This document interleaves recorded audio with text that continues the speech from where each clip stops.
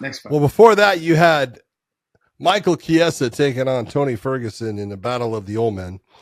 And I hate to say that to poor Michael Chiesa. It's just not right, but it is how things go. Both guys were winners in the 155-pound division of tough, I want to say. And both guys have had great careers and stuff. But in this, as soon as I love the way that Michael took the back and how quick he was with the grabbing the body triangle and everything. Just beautifully done, executed. And Tony just wasn't able to stop it. The choke was done, set up well. He was able to grab it and unlock it one time, but that was it. Michael was able to reestablish it, and it was the end of the fight. And you look, and it's like, he took his gloves off and says, "Well, I'll put one down." No, Tony, that's putting both down. And it's the UFC has been very kind to Tony. Yeah. Now, and I'm not saying Tony hasn't been good to the UFC. He's been great for the UFC. But when you're on an 8-fight losing streak, for an organization to continue to bring you back after the third, after the fourth, after the fifth, after the sixth, they're doing you a favor too. And as these losses continue to mount, it's tough for them to be able to sell people that, hey, this is a fight you want to see. Now, Tony's an interesting guy, and a lot of people want to see him and stuff, but there comes a point where the train it's got to be pulled into the station. It's got to be unloaded, and it's over for it. And hopefully this is it. I hope Tony doesn't fight. There's fighters, and when they fight, right, as they get older, they make the fight exciting, but take a lot of damage, and they end up losing. Diego Sanchez. Yeah. Okay. Yep. But then there was fights like tonight where the whole fight was one-sided. Yeah. And then you're like, all right, now like it's not even like we're getting to the level where they're not competitive. The fights are over in 2.5, 3 minutes. Like, it's one thing if you're doing what Diego did. Diego was go out on his shield, be aggressive, like just no matter what, like just go after it. That's how Diego fought, and that's they kept him forever. You know what I mean? Even though when he would win, he'd lose, and then he'd win. And like it was a lot of mixture of. Well, Diego didn't go out because of his fighting. Let's be honest. Yeah. He went out because of a guy that he was associated with was a pain in the ass, and they said, well, we can't have this. Yeah, we can't do this anymore. But my thing with Tony is that like now it's like you went from the guy that was beating everyone up, smashing everyone, hitting them with good stuff, and then fights were still exciting. Let's be honest, the Justin Gaethje fight was a great. It was a great fight, one-sided, but he just showed you what Tony is made of. You're like, holy cow. Showed you how tough Tony is. Exactly. And then you go on for more fights, and the same thing. We see more of what Tony is made of. Those fights, like they're willing to kind of keep you around.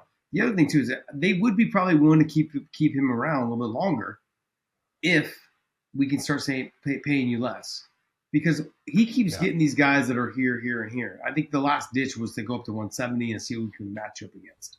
And that's what they tried tonight. But if you're going to continue to fight at 55, go ahead. Take a look. Just put Michael Chiesa and Tony side by side, and these are both guys that did most of their career at 155. Mm-hmm. Both now fighting at 170, and you saw Michael Chiesa being a filled out 170-pound fighter, looking good, mm-hmm. and you saw Tony, not that Tony looked bad, he just wasn't filled out. He didn't look solid. He wasn't carrying the weight the right way. It was like, he hasn't had time to get himself ready to be 170. Well, John, I said this on the midweek show. He has made himself a fighter that's lived off of his cardio and his chin. So he's never sat down and been like, let me pump iron.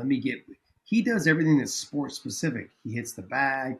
He does ground and pound on the bag. So he does a lot of movement drills. He trained with David Goggins. What do you think David Goggins is?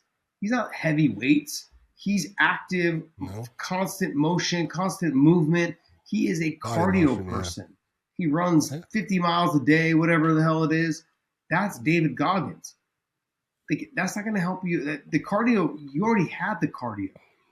You need to work on building your muscle. It's hard, though, at 40 years old. That's the point. The point is that even at 170, he wasn't filled out like he should be, because his whole career has not been about building muscle. It's been about keeping the lean muscle mass, which is there. But he's like I said, like his last 3 fights, when I saw him step on the scale, he looked emaciated, almost like he came out of a camp. Like it didn't look good. And then he just has no muscle. You see bone piece, like you see his bones sticking out of his joints and his chest. I'm like, you got to go up to, I guess you got to go up to 70, which is what he did. But you need more time to put it on. You got to have a better performance. Yeah. There's no reason for you to like just keep rushing your fights. You know, you can't treat it like a cardio segment. You can't just say, oh, I gotta go harder next time. No. It doesn't work that way. Tonight was the performance. It was very one-sided. It was a very quick fight. And this is normally the time when the UFC says, you're not doing anything for us anymore. If you're going to fight like Diego Sanchez, where like it's knocked down, drag out, you get rocked, you get hurt. If you fight every fight like you fought Landon Venado and you still lose, we'll have you back. Yep. But it hasn't been that way. And so I wouldn't expect them to re-sign. I don't think they are. And he's going to be, you should have put both gloves down. You know, it's sad to see because no matter what people think, I'm a big fan of him. I do love watching him fight. Just it's time. He'll always be associated with him in a certain way. So. Absolutely. I mean, I said on the live chat, I'm like, he changed me. Like he was the guy that like I felt like I lost the second Gilbert fight, but I felt like the fights in between any of the ones that I lost that I didn't lose. I felt like they were close. I should like the third Gilbert fight. I should have won that fight. I felt like the judges felt. But then Tony came, and it was horrible. It was horrible. It made me rethink my life choices. Like, do I want to keep doing this? Well, he's in the same position that I was in. Like, you got to make those choices, and it sucks but it happens to all of us. It happens to all of us. There you go. So that's next fight. All right, Mackenzie Dern took on Lupita Godinez. It was a good fight. Mm-hmm. I thought, obviously Lupita is tough to take down and stuff, but Mackenzie was able to get her down, but she was able to defend herself down there. Mostly, on the feet, stand up. Mackenzie still has that tendency to lift her chin up at times and take big shots, but she's tough, man. I'll tell you what, she's tough. I will never, ever say that Mackenzie Dern is anything but a goddamn gamer, man. She has got no quit in her. She's tough as hell.